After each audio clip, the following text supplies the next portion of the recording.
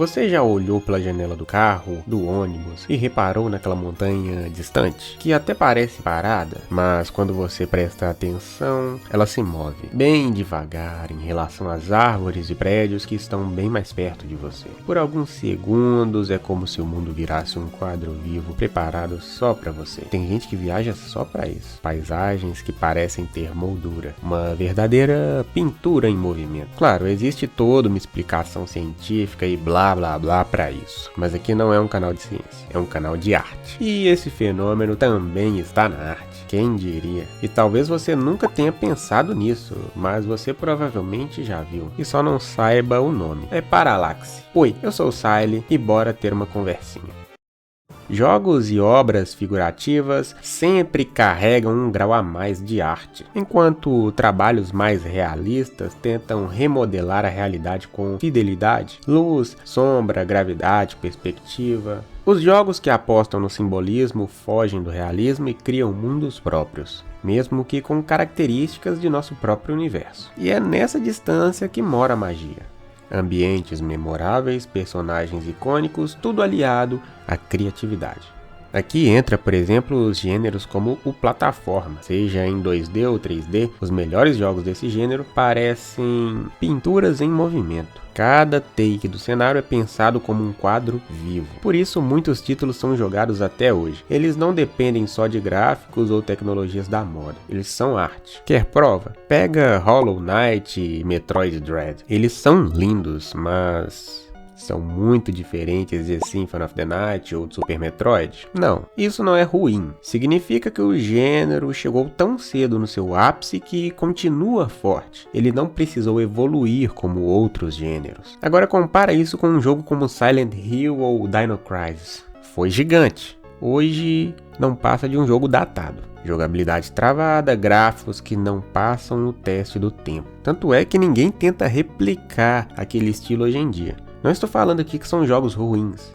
A história de Silent Hill 1 é algo tão artístico como poucas produtoras têm coragem de fazer. Mas é notável que Silent Hill 2 elevou o patamar. Mas coisas negativas como naquele primeiro, aquela tela tremida que mais parece ter sido filmada por alguém com mal de Parkinson, nem a artista experimental chama aquilo de arte. Mas vamos voltar para Parallax. Esse efeito não existe só nos games. Artistas já exploravam isso muito antes. Um exemplo brasileiro?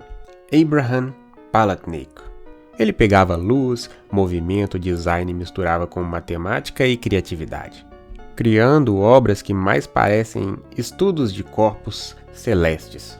Mas são pura arte, pinturas arquitetônicas quase musicais. O cara conseguia misturar a lógica a um pensamento de criatividade de um modo com que eu vejo poucos artistas fazendo. Apesar de que seu trabalho tenha todo esse raciocínio lógico envolvido, ele continue sendo um belíssimo pintor. Porque inclusive para mim, pelo menos, a arte, apesar de seu conceito subjetivo, ela está muito ligada a pensamentos lógicos. Coisas como pontos de perspectiva e objetivo, composição, tudo tem que ter esse certo estímulo para realmente funcionar. E por mais que tenham artes que parece que foram pensadas por um adubo, fazendo sucesso, eu diria que essa não é a regra. Outro ponto, ilusões de ótica. Artistas como Bridget Riley usaram padrões que confundem o cérebro para criar movimento em obras que são totalmente estáticas. Nada se mexe, mas você jura que tem algo acontecendo ali. Igual aquele fantasminha desconfortável debaixo de sua cama ou dentro de seu guarda-roupa. Isso é paralaxe em outro nível, movimento que só existe na sua percepção. E aí chegamos na anamorfose. Imagina distorcer uma imagem para que ela só faça sentido de um ângulo específico. Você olha de frente e estranho, anda um pouco para o lado e masterpiece. Essa técnica aparece muito em arte de rua e pintura 3D, basicamente. Ela força você a mudar de perspectiva para entender a obra. Parece simples, mas não é. É difícil de aplicar, mas quando dá certo, se torna uma experiência incrível. Agora pensa, quando você olha para um quadro, você sempre vê praticamente a 90 graus, de frente, mas imagens sofrem distorções conforme o ângulo. Nosso cérebro, ele meio que corrige isso automaticamente. É tão automático que você nem percebe. Ilusões de ótica brincam com isso. Elas geram meio que um curto-circuito no cérebro. Parece algo que se move, mas é só a mente tentando decifrar. No fim das contas, paralaxe e anamorfose são conceitos diferentes, mas têm algo em comum. Ambos lidam com nossa percepção e ponto de vista. Ambos te obrigam a mudar de perspectiva e, quando bem aplicados, criam experiências marcantes. Jianjin-Tou, com seus painéis espirais que parecem engolir tudo em sua volta. Tsutomu Nihei e seus cenários infinitos, ou jogos como Blasphemous, que parecem pintados à mão com uma profundidade absurda. Fora um tipo de paralaxe ilustrativa, muito usada em obras estáticas, sem ilusões diretas. Por exemplo, as ilustrações de Yoshitaka Amano.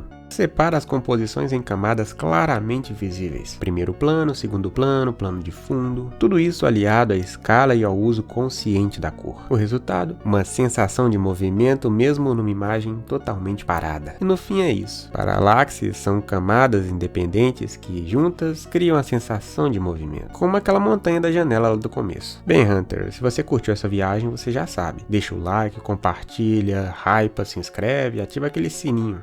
E me diga aí nos comentários qual jogo te fez sentir que estava dentro de um quadro vivo. Experiência também vale. E só mais uma chamadinha. Nesse vídeo falamos um pouco sobre anamorfose, mas não foi quase nada de incrível que essa técnica tem a oferecer. Jogos de câmera estática como God of War souberam fazer takes realmente artísticos, mas depois falamos mais. Até o próximo vídeo, né?